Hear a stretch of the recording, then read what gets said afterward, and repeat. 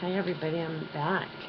We are starting a new book reading tonight, and this was on my mother's suggestion, The Bridges of Madison County. She assures me that men will love this book as much as women do. And I think you probably will. I don't know, most men probably didn't go and see this movie on their own, but were probably dragged there by their girlfriends or wives or something. A decade ago or so, maybe it's God, it's been a while. About 20 years ago, I think it came out at the movies. And anyway, it was a great movie. My mom made my stepdad go see it, and he actually really enjoyed it. And she said that's why she recommended it, because my stepdad loved it. And so we are going to start tonight with The Bridges of Madison County by Robert James Waller. And I'm going to try and get through the first few chapters to introduce the characters. But the first chapter is called Robert Kincaid. On the morning of August 8, 1965, Robert Kincaid locked the door to a small two-room apartment on the third floor of a rambling house in Bellingham, Washington. He carried a knapsack full of photography equipment and a suitcase down wooden stairs and through a hallway to the back, where his old Chevrolet pickup truck was parked in a space reserved for residents of the building. Another knapsack, a medium-sized ice chest, 2 tripods, cartons of Camel cigarettes, a thermos, and a bag of fruit were already inside. In the truck box was a guitar case. Kincaid arranged the knapsacks on the seat and put the cooler and tripods on the floor. He climbed into the truck box and wedged the guitar case and suitcase into a corner of the box, bracing them with the spare tire lying on its side and securing both cases to the tire with a length of clothesline rope. Under the worn spare, he shoved a black tarpaulin. He stepped in behind the wheel, lit a Camel, and went through his mental checklist. 200 rolls of assorted film, mostly slow-speed Kodachrome, tripods, cooler, 3 cameras and 5 lenses, jeans and khaki slacks, shirts, wearing photo vest. Okay, anything else he could buy on the road if he had forgotten it. Kincaid wore faded Levi's, well-used Red Wing field boots, a khaki shirt, and orange suspenders. On his wide leather belt was fastened a Swiss Army knife in its own case. He looked at his watch. 8:17.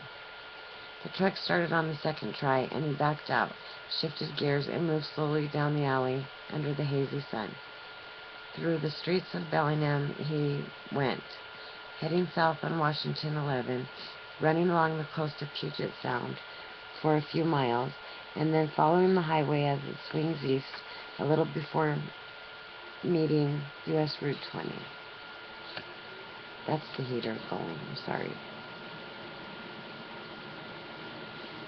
Turning into the sun, he began the long, winding drive through the Cascades. He liked this country and felt unpressed, stopping now and then to make notes about interesting possibilities for future expeditions or to shoot what he called memory snapshots. The purpose of these cursory photographs was to remind him of places he might want to visit again and approach more seriously. In late afternoon, he turned north at Spokane, picking up U.S. Route 2, which would take him halfway across the northern United States to Duluth, Minnesota. He wished for the 1000th time in his life that he had a dog, a golden retriever maybe, for travels like this and to keep him company at home. But he was frequently away, overseas much of the time, and it would not be fair to an animal. Still, he thought about it anyway. In a few years, he would be getting too old for the hard field work. I might get a dog then, he said to the coniferous green rolling by his truck window.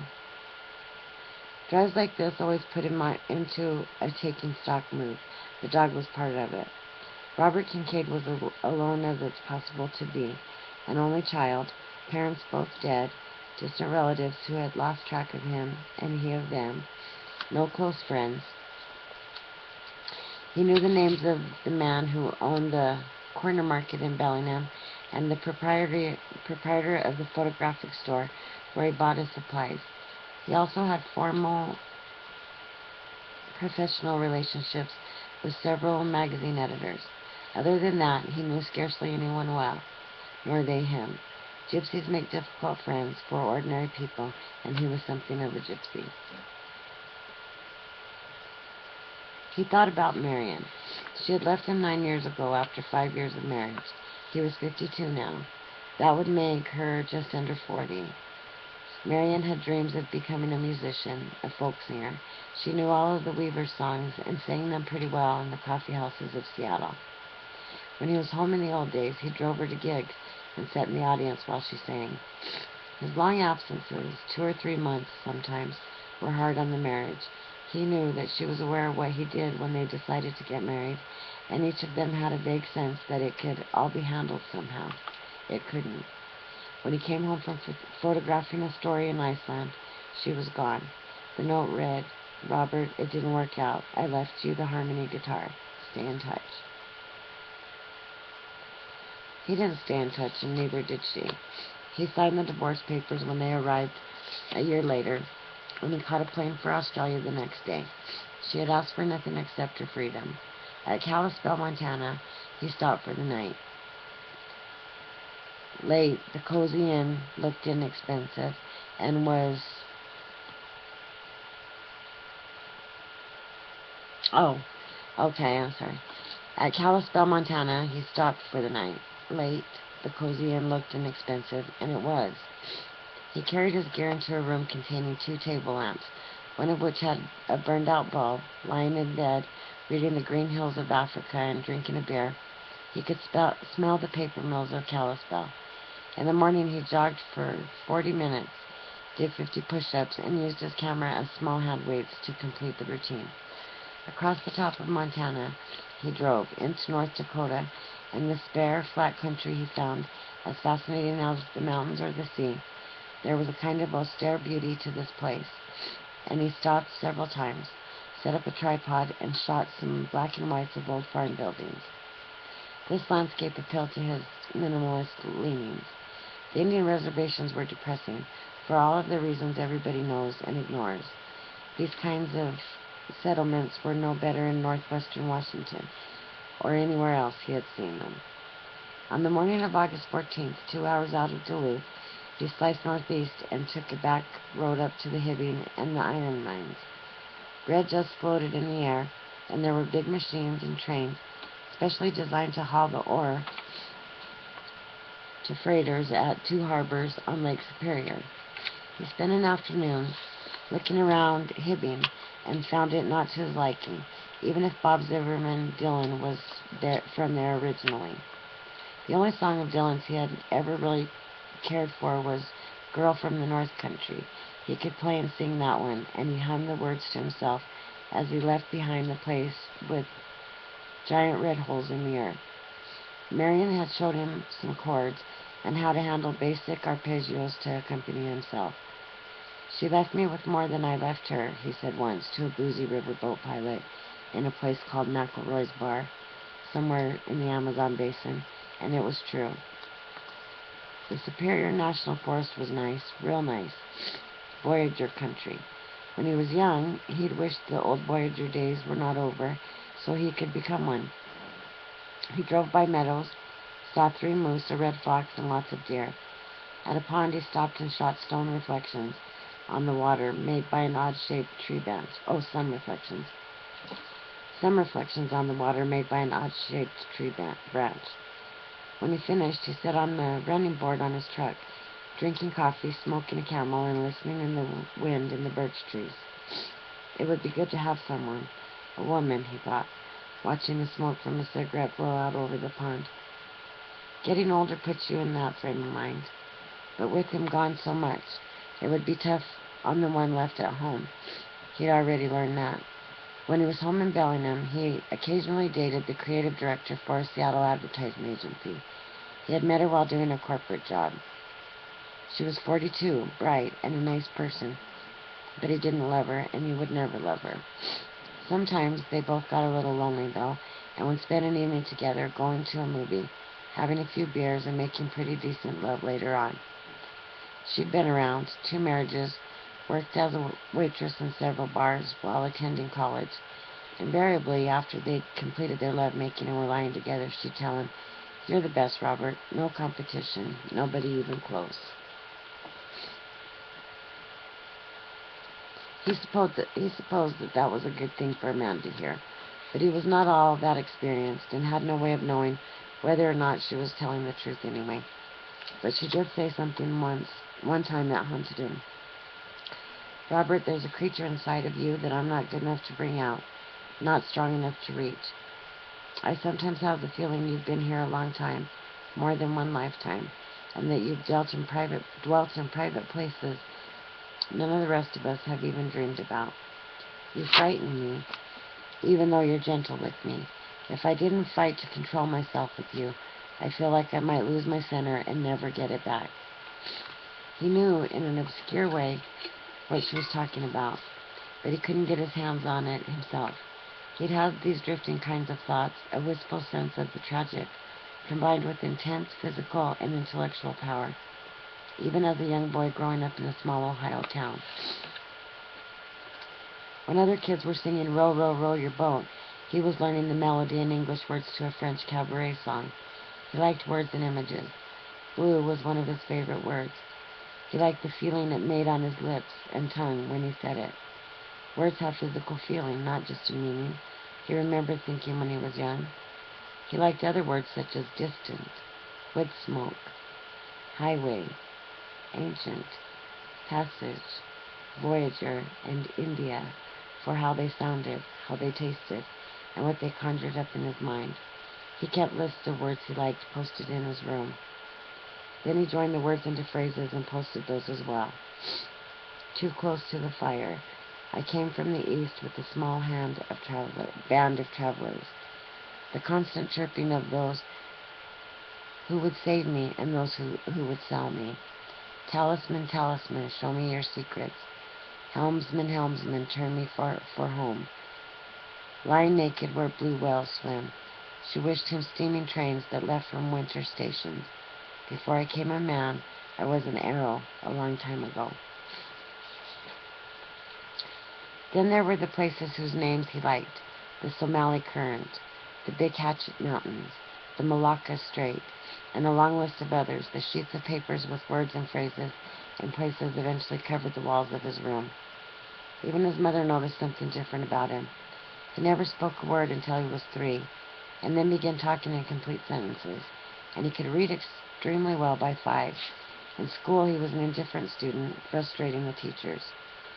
They looked at his IQ scores and talked to him about achievement, about doing what he was capable of doing, that he could become anything he wanted to become. One of his high school teachers wrote the following in an evaluation of him: "He believes that IQ tests are a poor way to judge people's abilities, failing as they do to account for magic, which has its own importance, both by itself and as a complement to logic. I suggest a conference with his parents." All of that was so mean. His mother met with several teachers. When the teachers talked about Robert's quietly recalcitrant behavior in light of his abilities, she said, "Robert lives in a world of his own making. I know he's my son, but I sometimes have the feeling that he came not from my husband and me, but from another place to which he's trying to return. I appreciate your interest in him, and I'll try once more to encourage him to do better in school." But he had been content to read all the adventure and travel books in the local library and kept to himself otherwise, spending days along the river that ran through the edge of town, ignoring proms and football games and other things that bored him. He fished and swam and walked and lay in long grass, listening to distant voices he fancied only he could hear. "There are wizards out there," he used to say to himself. "If you're quiet and open enough to hear them, they're out there." And he wished he had a dog to share these moments. There was no money for college, and no desire for it either. His father worked hard and was good to his mother and him, but the job in a valve factory didn't leave much for other things, including the care of a dog. He was 18 when his father died, so with the Great Depression bearing down hard, he enlisted in the Army as a way of supporting his mother and himself. He stayed there 4 years, but those 4 years changed his life. In the mysterious ways that military minds work, He was assigned to a job as photographer's assistant, though he had no idea of even how to load a camera. But in that work, he discovered his profession. The technical details were easy for him. Within a month, he was not only doing the darkroom work for two of the staff photographers, but also was allowed to shoot simple projects himself. One of the photographers, Jim Peterson, liked him and spent extra time showing him the subtleties of photography. Robert Kincaid checked out photo books and art books from the Fort Monmouth Town Library and studied them. Early on, he particularly liked the French Impressionists and Rembrandt's use of light. Eventually, he began to see that light was what he photographed, not objects. The objects merely were the vehicles for reflecting the light. If the light was good, you could always find something to photograph. The 35mm camera was beginning to emerge then, and he purchased a used Leica at a local camera store. He took it down to Cape May, New Jersey, and spent a week of his leave there photographing life along the shore. Another time he rode a bus to Maine and hitchhiked up the coast, caught the Dawn mail boat out of Iowa from Stonington, and camped, and then took a ferry across the Bay of Fundy to Nova Scotia. He began keeping notes of his camera settings and places he wanted to visit again. When he came out of the Army at 22, he was a pretty decent shooter and found work in New York assisting a well-known fashion photographer. The female models were beautiful. He dated a few and fell partially in love with one before she moved to Paris and they drifted apart. She had said to him, "Robert, I don't know who or what you are for sure, but please come visit me in Paris." He told her he would, meant it when he said it, but never got there. Years later, when he was doing a story on the beaches of Normandy, he found her name in the Paris book, called, and they had coffee at an outdoor cafe. She was married to a cinema director and had 3 children. He couldn't get very keen on the idea of fashion.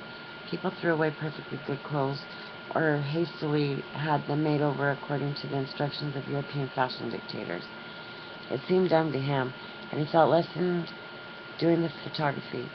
"You are what you produce," he said as he left this work. His mother died during his second year in New York. He went back to Ohio, buried her, and sat before a lawyer listening to the reading of the will. There wasn't much. He didn't expect there would be anything, but he was surprised to find his parents had accumulated a little equity in the tiny house on Franklin Street where they had lived all their married lives. He sold the house and bought first-class equipment with the money. As he paid the camera salesman, he thought of the years his father had worked for those dollars and the plain life his parents had led. Some of his work began to appear in small magazines, then National Geographic called. They had seen a calendar shot he had taken out on Cape May. He talked with them, got a minor assignment, executed it professionally, and was on his way. The military asked him back in 1943. He went with the Marines and slogged his way up South Pacific beaches, camera swinging from his shoulders, lying on his back, photographing the men coming off amphibious landing craft. He saw the terror on their faces and felt it himself. Saw them cut in two by machine gun fire. Saw them plead to God and their mothers for help. He got it all, survived, and never became hooked on the so-called glory and romance of war photography. Coming out of the service in 1945, he called National Geographic. They were ready for him anytime. He bought a motorcycle in San Francisco, rented south to Big Sur, made love on a beach with a cellist from Carmel, and turned north to explore Washington. He liked it there and decided to make it his base. Now at 52, he was still watching the light. He had been to most of the places posted on his boyhood walls, and marveled he actually was there when he visited them, sitting in the Raffles bar, riding up the Amazon on a chugging riverboat, and rocking on a camel through the Rajasthani desert. Yeah. The Lake Superior shore was as nice as he'd heard it was. He marked down several locations for future reference, took some shots to jog his memory later on, and headed south along the Mississippi River toward Iowa. He'd never been to Iowa, but was taken with the hills of the northeast part along the Big River. Stopping in the little town of Clayton, He stayed at a fisherman's motel and spent 2 mornings shooting the towboats and an afternoon on a tug at the invitation of a pilot he met in a local bar. Cutting over to U.S. Route 65, he went through Des Moines early on a Monday morning, August 16, 1965, swung west at Iowa 92, and headed for Madison County and the covered bridges that were supposed to be there, according to the National Geographic. They were there all right. The man in the Texaco station said so and gave him directions, just fairish directions, to all 7. The first 6 were easy to find as he mapped out a strategy for photographing them. The 7th, a place called Rosamond Bridge, eluded him. It was hot. He was hot. Harry, his truck, was hot, and he was wandering around on gravel roads that seemed to lead nowhere except to the next gravel road. In foreign countries, his rule of thumb was, ask 3 times. He had discovered that 3 responses, even if they were all wrong, gradually vectored you into where you want to go. Maybe twice would be enough here. A mailbox was coming up, sitting at the end of a lane, about 100 yards long. The name on the box read, Richard Johnson, Rural Route 2. He slowed down and turned up the lane, looking for guidance. When he pulled into the yard, a woman was sitting on the front porch. It looked cool there, and she was drinking something that looked even cooler. She came off the porch towards him. He stepped from the truck and looked at her, looked closer, and then closer still. She was lovely, or had been at one time, or it could be again, and immediately he began to feel the old clumsiness he always suffered around women to whom he was even faintly attracted.